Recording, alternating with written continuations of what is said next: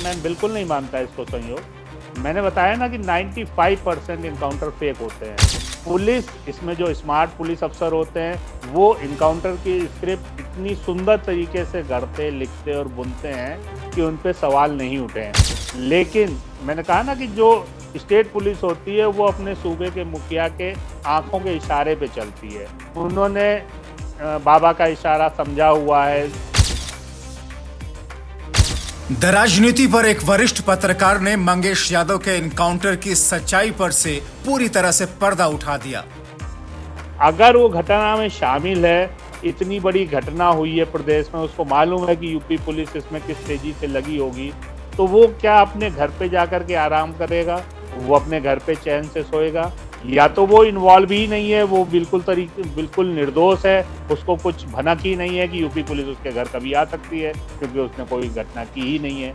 अगर वो घटना में इन्वॉल्व है तो क्या वो अपने घर पे मिलेगा? तो मेरे को तो उनके इस दावे पे भी शक होता है कि वो घर पे मौजूद था। जिस व्यक्ति ने सुल्तानपुर में इतनी बड़ी वारदात की हो, वो घटना के एक हफ्ते बाद भी क्या सुल्तानपुर में ही घूमता रहेगा, वहीं बाइक लेकर के कि पुलिस को चैलेंज करता रहेगा, आओ पकड़ के दिखाओ, हम लोग चूहे बिल्ली का खेल खेलते हैं? तो ये दोनों ही दावे हमको झूठे लगते हैं, जो यूपी एसटीएफ का है या उसके परिवार का है।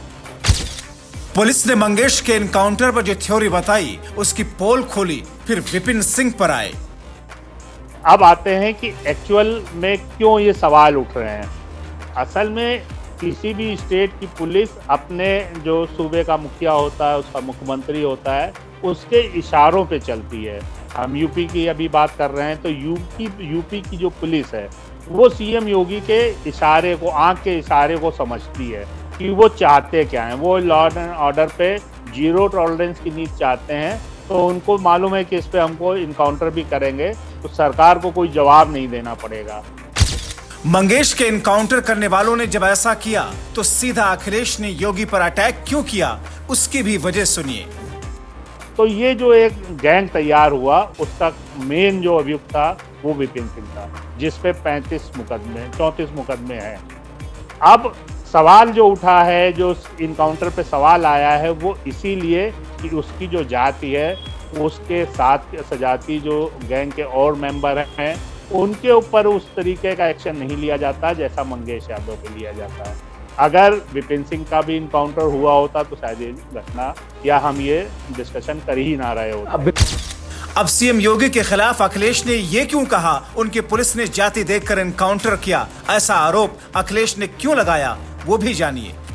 तो जब मुख्यमंत्री सदन में खड़े होकर के कहते हैं कि ये सद्भावना वाले लोग हैं और ये इस जाति के लोग हैं, हम इनके लिए बुलेट ट्रेन चलाएंगे, कि एक मैसेज देते हैं कि इन हमारी जो बिरादरी या हमारी मानसिकता से अलग जो लोग हैं, जो दूसरी जाति के हैं, उनके ऊपर किस तरह का एक्शन लिया जाना चाहिए। अब इस घटना में भी जो पुलिस वालों ने ताना बाना बुना है, वो ठाकुर बिरादरी के बदमाशों को अलग कर दिया गया। 1 लाख के अपराधी उसमें भी हैं जिन पे 1 लाख का इनाम, सरकार ने 10 लोगों के इनाम 1 लाख रुपए का घोषित किया है, लेकिन उनको अलग कर दिया। और एक जो पिछड़े जाति वर्ग से आते हैं, पिछड़े वर्ग का जो अपराधी था मंगेश यादव, उसको इनकाउंटर पे जब आप मारेंगे तो इस तरह के सवाल उठेंगे। कार्यशैली पे जो सवाल उठेंगे उसका जवाब यूपी पुलिस को, सरकार को देना पड़ेगा। सवाल यही है कि जब यूपी से लेकर गुजरात तक विपिन सिंह पर केस दर्ज है, तो फिर इतने प्यार से लूटकांड के मुख्य आरोपी विपिन सिंह ने सरेंडर किया तो कैसे किया? एसटीएफ में ही जो इस घटना में, इनकाउंटर वाली घटना में शामिल हैं, उसमें भी कई उस वर्ग से आते हैं जिन पे ये आरोप लगना लाजमी भी है कि आपने एक सजातीय अपराधी को पाथ दिया, उसको एक रास्ता दिया कि वो आराम से सरेंडर कर दे। 34 मुकदमे, यूपी नहीं गुजरात तक पे उस पर डकैती का मुकदमा है, एनडीपीएस का मुकदमा है, डकैती के 1.5 दर्जन से ज़्यादा मुकदमे उस पे हैं। आप उसको जो है सरेंडर होने का मौका देते हैं। अरे सबसे बड़ा चैलेंज आपके लिए वही होना चाहिए था, पहला इनकाउंटर होता तो विपिन सिंह का होना चाहिए था, जो इस घटना का साजिश करता है, जिसके ऊपर 34 मुकदमे हैं, 15 अभियुक्त जो इस घटना में शामिल हैं। किसी का इतना बड़ा आपराधिक इतिहास नहीं है जितना बड़ा आपराधिक इतिहास विपिन सिंह का है। लेकिन विपिन सिंह को एक सुरक्षित पाथ दिया जाता है कि तुम यहाँ से जाओ और तुम अपना सरेंडर करो, जेल पहुंचो, तुम्हारे लिए हम पलक पावड़े बिछा देंगे। जब विपिन सिंह सुरक्षित सरेंडर कर देता है और मंगेश का इनकाउंटर होता है तो निश्चित रूप से यूपी पुलिस की कार्यशैली पे सवाल उठेंगे और यूपी पुलिस को जवाब देना पड़ेगा। इस एनकाउंटर पर सवाल उठने की एक वजह है, वो भी जान लीजिए।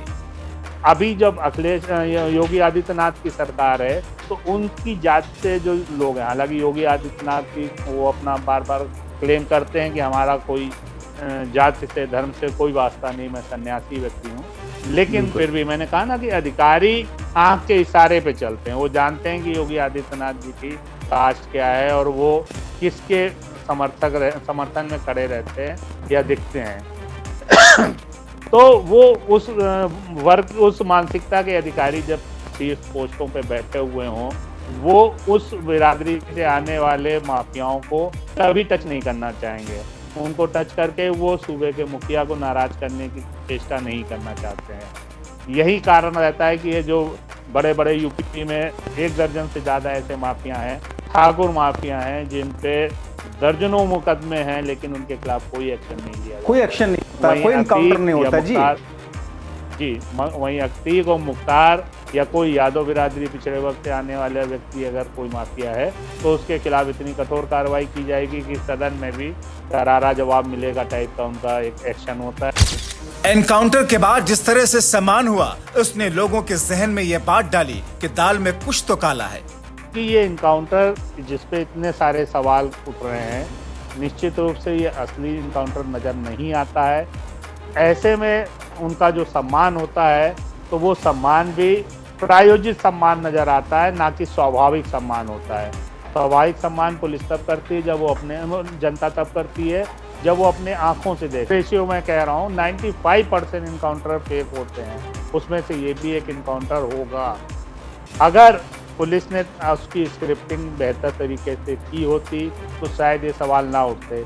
इस मंगेश यादव के साथ 2 सजातीय अपराधियों को भी अगर गोली मार दी गई होती, जो बाद में वो दावा करते कि मारी नहीं लग गई है, जैसे आप मंगेश यादव के लिए कह रहे हो, तो अगर सजातीय अपराधियों को भी इसमें ठिकाने लगाया होता, 1 लाख का इनाम तो 10 अपराधियों पे है, तो मंगेश यादव को ही क्यों टारगेट किया जाता है? विपिन सिंह सबसे बड़े साजिश करता है, उनको सरेंडर होने का मौका क्यों दिया जाता है? जब इस तरीके की आप स्क्रिप्ट बनाओगे किसी अपराध को सॉल्व करने के लिए तो निश्चित रूप से आपको जवाब देना पड़ेगा, बिल्कुल सरकार को जवाब देना पड़ेगा, आपकी इमेज पे दाग लगेगा ही।